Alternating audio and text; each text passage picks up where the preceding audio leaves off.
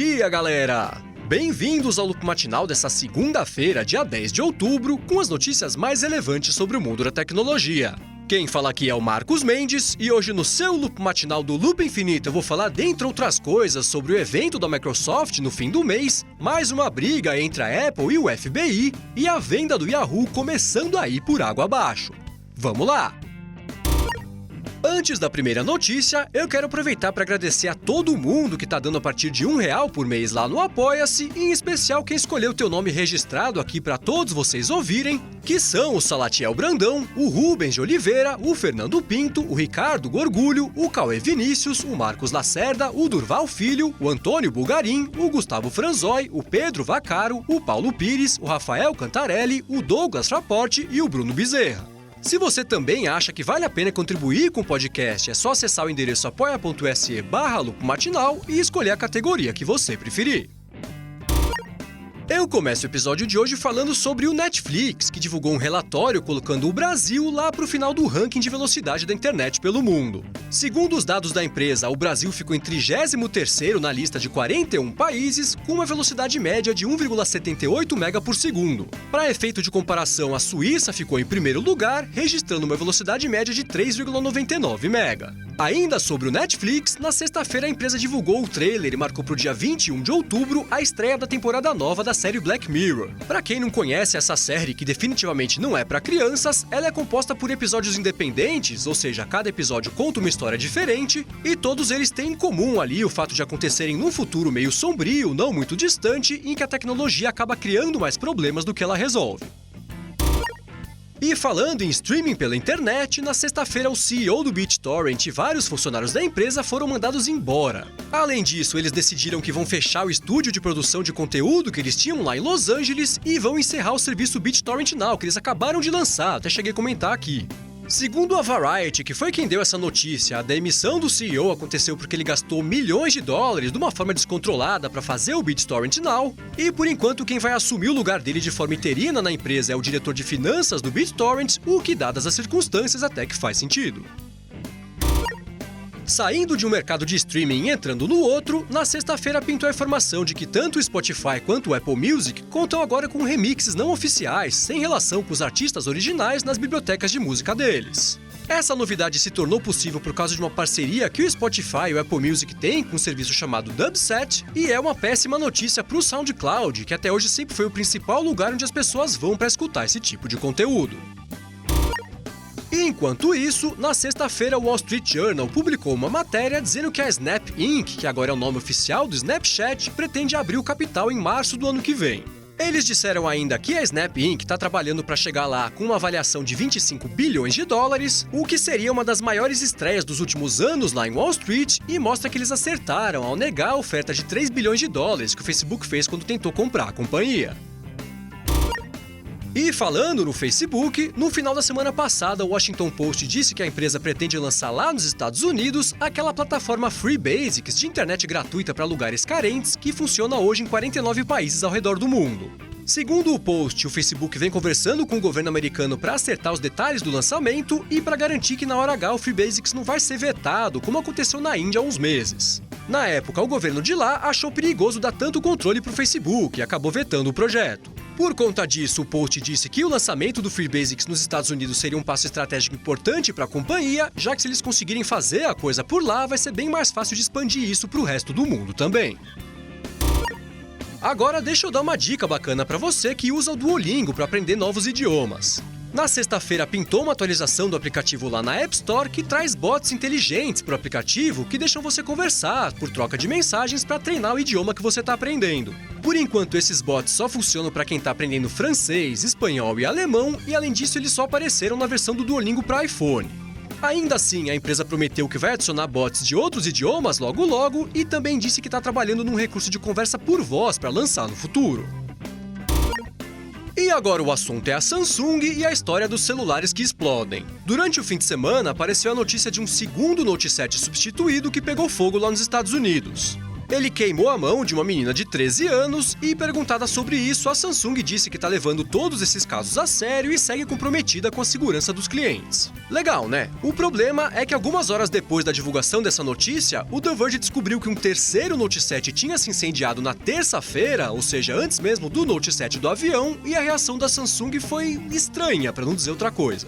Esse Note 7, que também era uma unidade nova, pegou fogo enquanto o dono dele dormia, o celular não estava carregando, nem nada assim, e o dono acordou às 4 da manhã, com o quarto cheio de fumaça e o telefone em chamas. Por conta da inalação da fumaça, o dono do aparelho foi parar no hospital e, quando ele entrou em contato com a Samsung, ela tentou levar o aparelho dele embora, mas ele não deixou. Pouco tempo depois, ele recebeu uma mensagem de um representante da empresa, só que essa mensagem foi um engano. Esse representante provavelmente quis mandar isso para alguém lá da Samsung, mas se confundiu e mandou para o dono do aparelho. A mensagem dizia o seguinte: acabei de ficar sabendo do caso, eu posso tentar atrasar o cara se vocês acharem que vai fazer alguma diferença, ou então a gente só espera para ver o que ele vai fazer. Isso quer dizer que mesmo antes do caso do avião, a Samsung já sabia de um outro telefone naquela mesma semana que tinha pegado fogo e ficou quieta, e para piorar, parece que ela tentou interferir para impedir que o caso fosse divulgado. Perguntada sobre isso, a Samsung se limitou a dizer ontem à tarde que se ela concluir que esses telefones novos que continuam explodindo representam um risco de segurança, aí sim ela vai tomar uma atitude. Agora olha essa que legal. No final da semana passada, a Sharp anunciou numa feira lá no Japão 2 telas bem bacanas com tecnologias que devem ser adotadas em massa no futuro próximo.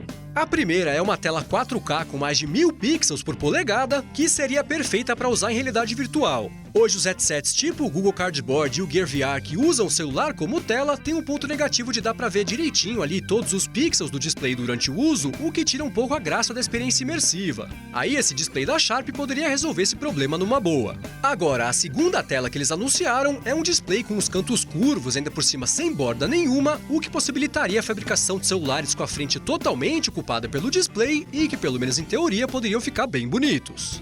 É claro que esses anúncios de sexta foram só de protótipos, são mais uma prova de conceito do que qualquer outra coisa, mas ainda assim é legal ver a Sharp tentando resolver as principais limitações das telas hoje em dia e tomara que não demore muito para ela conseguir fabricar isso tudo em larga escala. E agora o assunto é a Verizon, que segundo o New York Post já não sabe mais se vai comprar o Yahoo depois do recente tsunami de más notícias envolvendo a empresa. O Post disse que por causa da invasão das 500 milhões de contas e a notícia lá da espionagem do Yahoo Mail, eles estão tentando negociar um desconto de $1 bilhão do valor inicial, que era de 4,8 bilhões, e o Yahoo, claro, tá insistindo que não vai dar desconto nenhum, que o negócio já estava fechado e não tem mais o que fazer. Aliás, falando na espionagem dos e-mails, alguns funcionários anônimos do Yahoo conversaram com o site Motherboard e disseram que, na verdade, quem instalou a plataforma de espionagem foi ou o FBI ou a NSA e eles fizeram isso sem o consentimento da empresa. Eles disseram que a equipe de segurança do Yahoo encontrou esse hack instalado lá nos servidores deles durante um procedimento de rotina e que a liderança da companhia tentou acobertar o caso. Ei, Yahoo! E já que o assunto é espionagem, deixa eu falar sobre a Apple, que pode ter que brigar de novo com o FBI nos tribunais por conta de um iPhone bloqueado. Isso porque o FBI tem lá com eles um iPhone de um criminoso que foi morto pela polícia e está procurando alternativas para desbloquear o aparelho. Eles disseram que estão estudando as opções técnicas e legais para fazer isso, o que significa que se eles não acharem um hack pro iPhone, eles vão voltar a tentar obrigar a Apple a fazer isso. Agora deixa eu dar uma dica rápida para você que está de olho num Moto G Play da linha G4. No final da semana passada, esse modelo ficou disponível para personalização lá no Motomaker e para fazer o seu, ele custa a partir de R$850, é só seguir o link que está aqui na descrição do episódio e lá no loopmatinal.com. E agora o assunto é o Google, que vai parar de obrigar os fabricantes a incluírem o Hangouts no Android, vai passar a tornar obrigatório o Google Duo no lugar dele. Essa mudança vai entrar em vigor no dia 1º de dezembro e ela não significa que o Hangouts vai morrer, pelo menos por enquanto. Ela só significa que o Google vai aumentar os esforços para promover o Google Duo e o Hangouts vai se tornar um app opcional para quem ainda quiser baixar para usar no aparelho novo. E por último, eu vou falar sobre a Microsoft, que marcou para o dia 26 de outubro um evento lá em Nova York. A expectativa é que a empresa anuncie novidades a respeito do Xbox, do tal computador tudo em um da linha Surface e também detalhe a próxima grande atualização do Windows. E como não poderia deixar de ser, a gente vai acompanhar o evento ao vivo aqui no Loop Infinito para ver junto com vocês as novidades da Microsoft. Por isso, anota aí, dia 26 de outubro, é uma quarta-feira, às 11 da manhã, live do Loop Infinito pro evento da Microsoft, que inclusive já tem link para você pegar aqui na descrição e deixar na manga para não perder.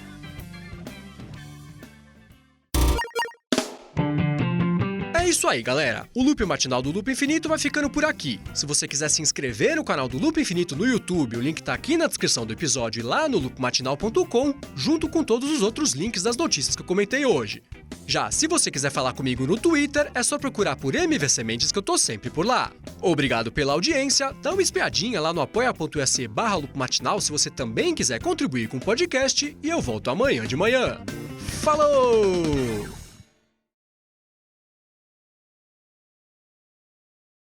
Isso porque o FBI tem lá com eles um iPhone de um criminoso que foi morto pela polícia e tá procurando... Polícia? Além disso, foi anunciado que eles decidiram fechar o estúdio de produção de conteúdo que eles tinham lá em Los Angeles e vão É o aspirador de cachorro lá. Tanto lugar pra mudar, a gente tem que mudar pro lado de um pet shop, né?